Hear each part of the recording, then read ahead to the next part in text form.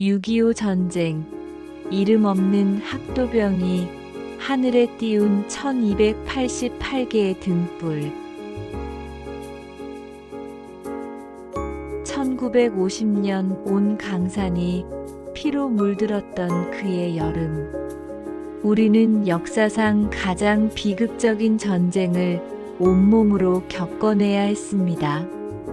포화 소리가 하늘을 뒤덮고 죄 없는 이들의 비명이 땅을 울리던 시절. 여기 모두가 기억하는 거대한 전쟁의 역사 뒤편에 가려진 작지만 누구보다 위대했던 한 어머니와 이름 없는 영웅들의 이야기가 있습니다. 경북 칠곡의 작은 마을 외관. 이곳에는 해마다 늦가을이 되면 낙동강 위를 수놓는 아름다운 불빛들이 있습니다. 바로 호국의 등불이라 불리는 등불들입니다. 이 등불이 처음 밝혀진 것은 전쟁이 채 끝나지 않은 1951년, 바로 오늘 이야기의 주인공인 박순이 할머니의 손에서였습니다. 할머니는 왜 70년이 넘는 세월 동안 단 한 해도 거르지 않고 이 차가운 강물 위에 등불을 띄워야만 했을까요? 그 사연을 따라 우리는 1950년 8월 가장 치열했던 낙동강 방어선 전투의 한복판으로 시간 여행을 떠나보려 합니다. 순이야, 순이야. 칠곡의 작은 초가집 마당 솥단지에선 구수한 보리밥 익는 냄새가 피어오릅니다. 박순이 씨의 남편은 읍내 장터에서 작은 포목점을 했지만 그녀에게 세상 가장 큰 재산은 바로 외아들 이영준이었습니다. 훤칠한 키에 서글서글한 눈매, 동네 어른들에게 깍듯하기로 소문난 영준이는 순이 씨의 희망이자 삶의 이유였습니다. 어머니, 제가 나중에 커서 꼭 호강시켜 드릴게요. 비단 저고리에 옷가락지, 남부럽지 않게 해드릴 겁니다. 입버릇처럼 말하던 아들. 영준이는 대구사범학교에 다니던 수재였습니다. 방학을 맞아 집에 내려온 아들과 함께하는 하루하루는 순이 씨에게 더할 나위 없는 행복이었습니다. 아들이 좋아하는 고등어 한 손을 사다 조림을 하고 밤늦도록 책을 보는 아들을 위해 등잔에 기름을 채워주는 것이 그녀의 낙이었습니다. 하지만 그 평화는 그리 오래가지 못했습니다. 1950년 6월 25일 새벽의 정적을 깨고 들려온 라디오 소리는 순이 씨의 삶을 송두리째 흔들어 놓았습니다. 전쟁이 터졌다는 소식이었습니다. 처음에는 그저 며칠, 길어야 몇 주면 끝날 거라 믿었습니다. 하지만 전황은 날이 갈수록 급박해졌고 북한군은 파죽지세로 남으로 밀고 내려왔습니다. 어느덧 전선은 대구와 부산을 잇는 마지막 보루, 낙동강까지 밀려 내려왔습니다. 순이 씨가 살던 칠곡 외가는 낙동강을 사이에 두고 적과 아군이 총부리를 겨누는 최전선이 되어버렸습니다. 매일 밤 들려오는 포성과 총성, 피난민들의 행렬 속에서 순이 씨는 영준이의 손을 꼭 붙잡고 기도를 올렸습니다. 제발 이 끔찍한 전쟁이 우리 아들만은 비껴가게 해달라고. 1950년 8월 초 대구 시내는 연일 확성기를 든 군인들의 목소리로 소란스러웠습니다. 나라가 위기에 처했습니다. 젊은 학도들이여 펜을 놓고 않고 총을 들어 조국을 구합시다. 나라의 운명이 백척간두에 선 상황. 아직 솜털도 가시지 않은 어린 학생들까지 전선으로 내몰리고 있었습니다. 영준이의 눈빛이 흔들리기 시작한 것도 그때부터였습니다. 함께 공부하던 친구들이 하나둘 자원 입대했다는 소식이 들려올 때마다 영준이는 입술을 깨물었습니다. 어머니, 저도 가야겠습니다. 어느 날 저녁 영준이는 떨리는 목소리로 순희 씨에게 말했습니다. 순희 씨의 심장이 쿵 하고 땅으로 떨어지는 것 같았습니다. 안 된다. 절대 안 돼. 내가 어딜 간다고 그러냐. 전쟁은 군인들이 하는 거지. 너 같은 어린 학생이 가는 게 아니야. 순희 씨는 아들을 붙잡고 오열했습니다. 하지만 영준이는 완고했습니다. 어머니, 지금 나라가 없으면 우리도 없습니다. 저라고 총알이 무섭지 않은 것이 아닙니다. 하지만 친구들은 지금 이 순간에도 피를 흘리며 싸우고 있습니다. 저만 편안히 어머니 곁에 있을 수는 없습니다. 금방 돌아오겠습니다. 꼭 살아서 돌아와 다시 어머니의 아들이 되겠습니다. 그것이 마지막이었습니다. 다음 날 새벽 영준이는 어머니가 싸준 주먹밥 몇 덩이를 품에 안고 몰래 집을 나섰습니다. 뒤늦게 아들이 떠난 것을 안 순희 씨는 맨발로 뛰쳐나갔지만 아들의 모습은 이미 보이지 않았습니다. 칠흑 같은 어둠 속에서 순희 씨는 아들의 이름을 부르며 목 놓아 울었습니다. 영준이처럼 조국을 지키기 위해 교복을 입은 채 전선으로 향한 학도병은 무려 27만여 명. 그들은 제대로 된 훈련도 군복도 군번도 받지 못한 채 총 한 자루와 실탄 몇 발을 들고 가장 치열했던 낙동강 방어선으로 투입되었습니다. 그들의 평균 나이는 17살이었습니다.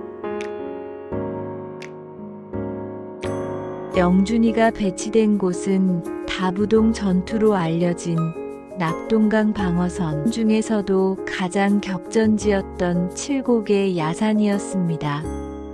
그 중에서도 303고지는 반드시 사수해야 할 전략적 요충지였습니다.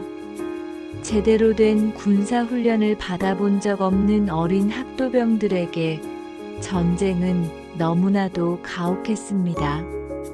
빗발치는 총알과 포탄 속에서 옆에 있던 친구가 순식간에 피를 흘리며 쓰러져 갔습니다. 배고픔과 갈증, 그리고 죽음의 공포가 시시각각 그들을 덮쳐왔습니다. 엄마, 보고 싶어. 어린 병사들은 포탄이 쏟아지는 참호 속에서 저마다 엄마를 부르며 울었습니다. 영준이도 마찬가지였습니다. 칠흑 같은 밤, 멀리 고향 집 쪽 하늘을 바라보며 어머니의 얼굴을 떠올렸습니다. 어머니가 끓여주시던 구수한 된장찌개 냄새가 그리웠고 따뜻한 아랫목이 사무치게 그리웠습니다. 하지만 물러설 수는 없었습니다. 여기서 밀리면 대구도, 부산도, 그리고 사랑하는 가족도 모두 잃게 된다는 것을 알았기 때문입니다. 어린 학도병들은 서로의 어깨에 기대며 공포를 이겨냈습니다. 그리고 믿을 수 없는 용맹함으로 적에게 맞섰습니다. 그들은 어쩌면 자신의 죽음을 예감했을지도 모릅니다. 하지만 그들은 두려워하지 않았습니다. 그들의 작은 어깨 위에는 조국의 운명이 걸려 있었습니다. 치열한 전투가 며칠간 계속되던 어느 날 밤 303꼬지는 결국 적의 수중에 넘어가고 말았습니다. 후퇴하지 못하고 고립된 학도병 수십 명은 포로가 되었습니다.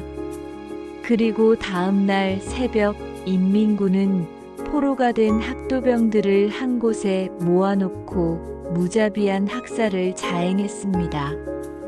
손이 묶인 채 저항 한번 제대로 하지 못하고 어린 생명들이 쓰러져 갔습니다.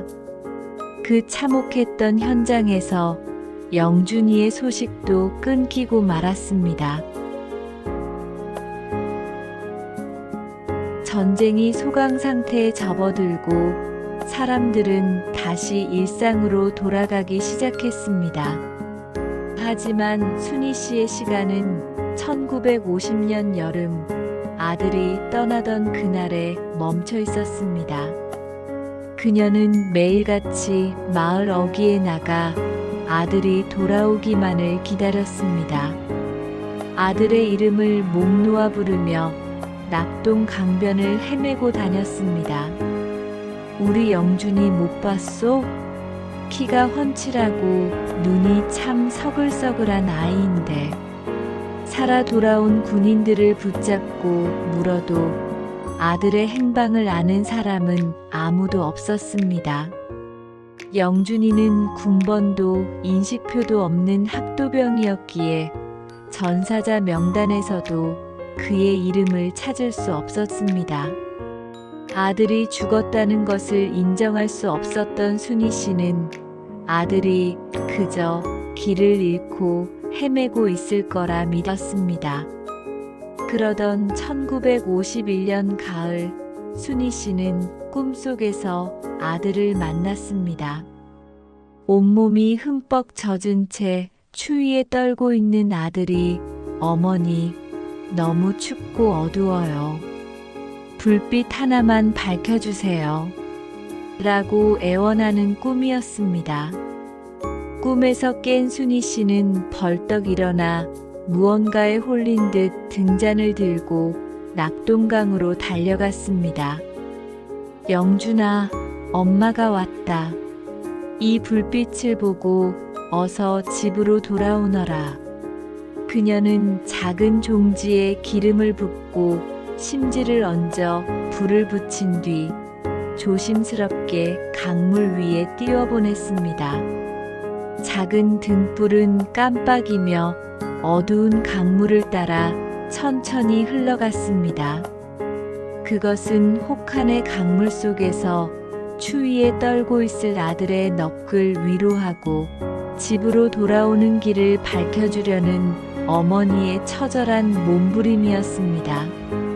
그날 이후 순희 씨의 기이한 행동은 매일 밤 계속되었습니다. 마을 사람들은 처음에는 아들을 잃은 슬픔에 실성했다며 혀를 찼지만 그녀의 간절한 모정을 막을 수는 없었습니다.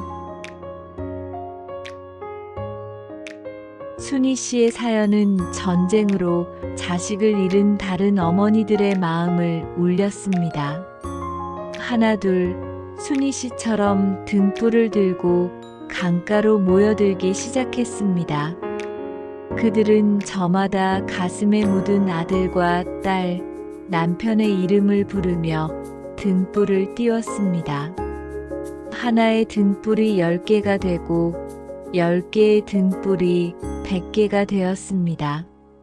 어느새 수많은 등불이 낙동강의 밤을 환하게 밝혔습니다. 그것은 단순한 불빛이 아니었습니다. 자식을 잃은 부모들의 피 맺힌 눈물이었고 돌아오지 않는 님을 향한 그리움이었으며 전쟁의 상처를 보듬는 치유의 불빛이었습니다. 시간이 흘러 순희 씨는 303꼬지에서 학살된 학도병들의 유해가 발굴되었다는 소식을 듣게 되었습니다. 혹시나 하는 마음에 달려간 그곳에서 그녀는 아들의 유품인 낡은 만년필을 발견했습니다. 아들이 입학 선물로 받고 무척이나 아꼈던 바로 그 만년필이었습니다. 결국 아들의 죽음을 확인하게 된 순희 씨는 그 자리에 주저앉아 통곡했습니다. 하지만 그녀는 슬픔에만 잠겨 있지 않았습니다. 아들 영준이뿐만 아니라 이름도 군번도 없이 이 땅에 청춘을 묻어야 했던 수많은 어린 영혼들을 기억해야 한다고 생각했습니다. 그녀는 자신의 전 재산을 털어 303고지 전투에서 쓰러져간 1288명의 학도병들을 기리기 위한 1288개의 등불을 만들었습니다. 그리고 매년 그들의 넋을 기리는 추모제를 열기 시작했습니다. 차가운 강물 위를 가득 메운 1288개의 등불은 마치 밤하늘의 별들이 내려와 앉은 듯 장관을 이루었습니다. 그것은 한 어머니의 위대한 사랑이 만들어낸 기적이었습니다. 박순희 할머니는 90세의 나이로 세상을 떠나는 마지막 순간까지 등불을 놓지 않았습니다. 그녀가 시작한 작은 불빛은 이제 칠곡군 전체가 참여하는 낙동강 세계 평화 문화 대축전의 중요한 행사인 호국의 등불 띄우기로 이어지고 있습니다. 매년 수만 명의 사람들이 이곳을 찾아 이름 없는 영웅들의 숭고한 희생을 기리며 평화의 메시지를 전하고 있습니다.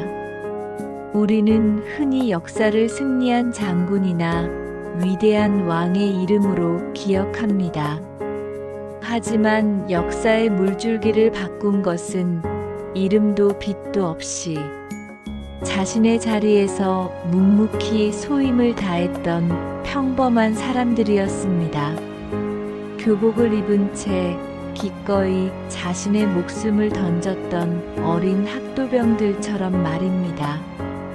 오늘 밤 우리가 편안히 잠자리에 들 수 있는 것은 70여 년 전 이 땅의 자유와 평화를 위해 자신의 모든 것을 바쳤던 그들의 희생 덕분이라는 것을 잊지 말아야 합니다. 박순희 할머니가 띄워 올린 등불은 비단 아들 영준이만을 위한 것이 아니었습니다.